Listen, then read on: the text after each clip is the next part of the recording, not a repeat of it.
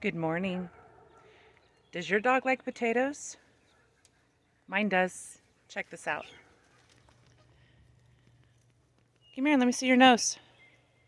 Yeah, that was your mess. Come here. Hey, let me see your nose.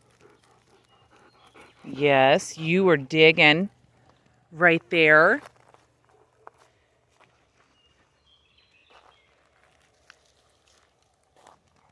And right there. And all of that right there. Bad dog. Leave my potatoes alone.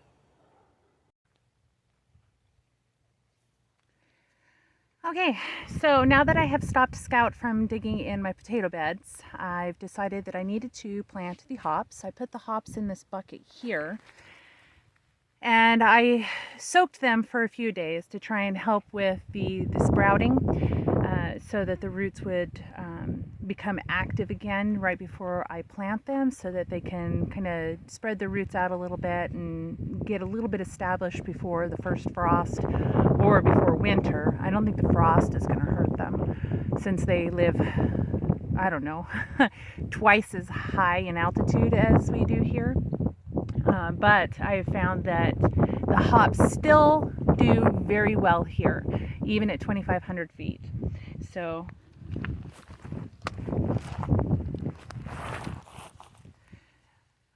my project today is plant the hops. And what I'm doing is I'm planting the hops down this fence line here. The fence line was put in 2009 or 2010. I can't remember if it was fall of 2009 or spring of 2010. But the neighbor who lived behind us wanted vinyl, and we expressly said we do not like plastic fence. We can't put plastic fence around our animals. It deteriorates, it shatters, and it just becomes a big hassle. It definitely doesn't keep my horses in, because I have had them push through the fence and get out when they have been next to the vinyl fence. But we paid for this fence line here, half of it. We did a gentleman's agreement, so we did half of it. And then we put our own fencing in 3 feet into our property so that our horses could not touch the vinyl fence. Since then, that person has sold and moved, and new people have moved in, and they put this wire in to keep their dogs in. It doesn't work. Their dog has dug under the fence and come over, has killed 3 of my chickens so far. Of course, they have claimed they would replace the chickens, but that's been over a year now and no replacement. So what I did was I took all of the rocks all over the property and I put it along the fence line so that it would detour the dog from digging. After the rocks were in place, we found a new dig spot in another area along with a new dead chicken. At that point in time, the neighbor that owns the dog has stopped talking to us because, well, we put in a high tunnel and he doesn't like the high tunnel. But anyway, so we did not tell him about the 3rd chicken. Not that it matters, because he wouldn't replace the 2 chickens from the beginning. Why would he replace a 3rd? Neighbors. Good fences make for good neighbors.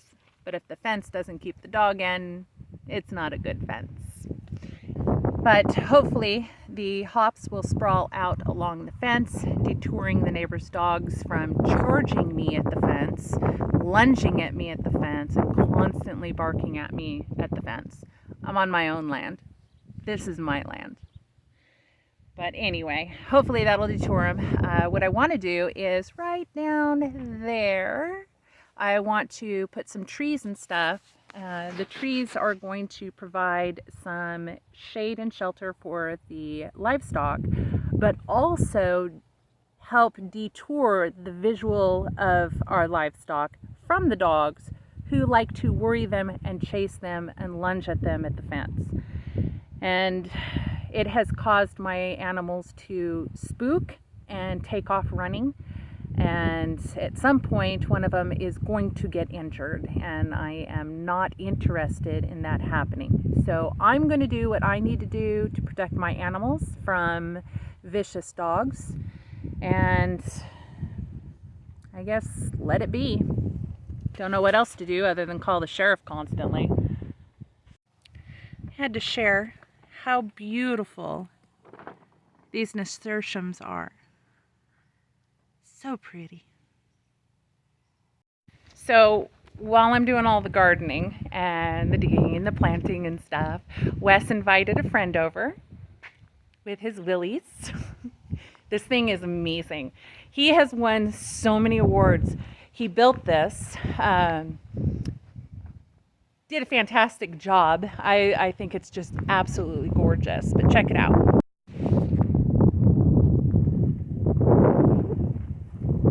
This is a Willys. He calls it the Jeep truck. Check it out. Jeep truck.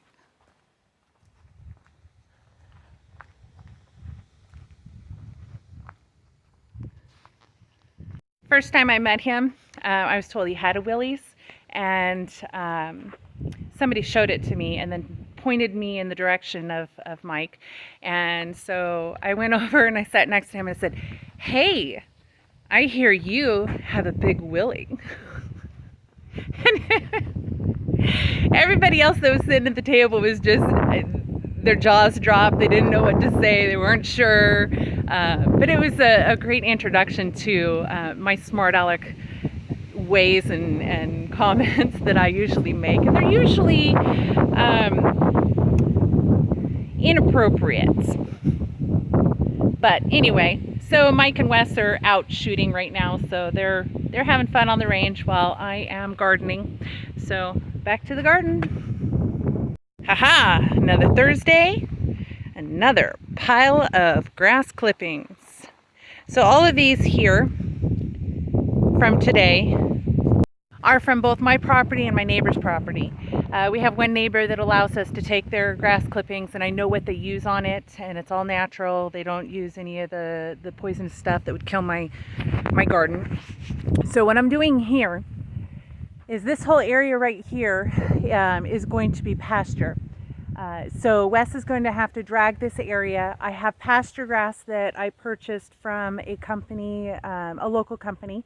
It's a family-run, family-owned business. It was referred to me by Norm, who is my AI tech. So Norm knows these people, knows them to be good people, so I am all about supporting local, supporting neighbors. So I purchased my grass seed from them, and so we're going to have to drag this whole area, and I'd like to put all of this grass clipping out in the area before it gets dragged so that it can get turned up into the soil and provide both nitrogen and organic matter. And then what I'm going to probably do is throw out a bunch of EM. Those are environmental microbes. They're beneficial for the soil and the plants that I'm going to be growing. And then I need to put out, unfortunately, I'm going to have to put out some artificial nitrogen. It's a slow release nitrogen, and these bags I've had since 2007, and they're for starting lawns. So it's grass seed starter fertilizer. And since I'm doing grass hay, it's going to be grass seed. So that's going to be a perfect fit for that.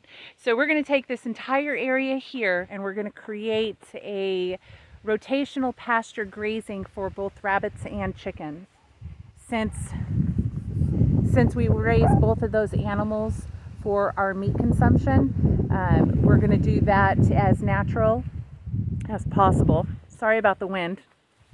It's a smaller area, but what we're going to use it for is rotating rabbits and chickens on this particular area so that we can raise our animals on the most natural foods possible and eliminate a lot of the grain in their diet. By doing this, we're kind of mimicking nature. So they're not going to grow as fast, they're not going to be as big and bulky, but they're going to be completely natural.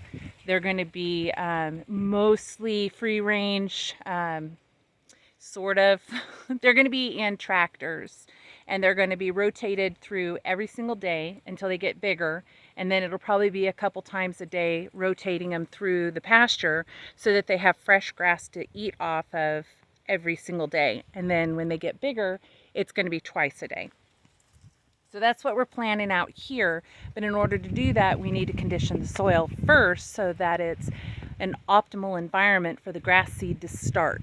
And we're moving into fall, which isn't really ideal. I should have probably put this out beginning of September, which would have been the best time, but we'll still get germination, we'll still get the pasture going. It will be ready by late spring to be able to start rotating the animals on at that time. Late spring is really when we're going to start getting our chickens from the hatchery in order to raise them out there for meat. And rabbits are just kind of producing all the time, so no big deal there. So over here in the potato bed area, I planted the honeysuckle over by the fence line, and that should take off pretty well. You can see it like right there. It does get some of the water from the yard that sprays over there. Not a lot, but a little bit. But that's planted. The hops are planted. The grass is put out. So now I need to spread the grass out before Wes does the tractoring. We're going to break up the soil as much as we can. Not too deep, but a little bit, just enough so we can get everything kind of mixed in the top layer.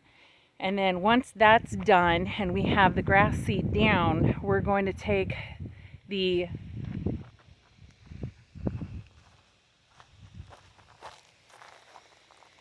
red device over there, and we're going to go over it once just to kind of cover the seed, the grass seed, so that it then can germinate. And we're going to throw some hoses out with some impact sprinklers so that we can get it watered. We're going to water it up until about the first frost, which usually is about the 8th of October. However, these last few years have been a little bit strange, so we'll keep the stuff out there just so we can water if we need to. And the wind is picking up. So I'm going to say goodbye for now. We look forward to seeing you again next time. Until then, happy gardening.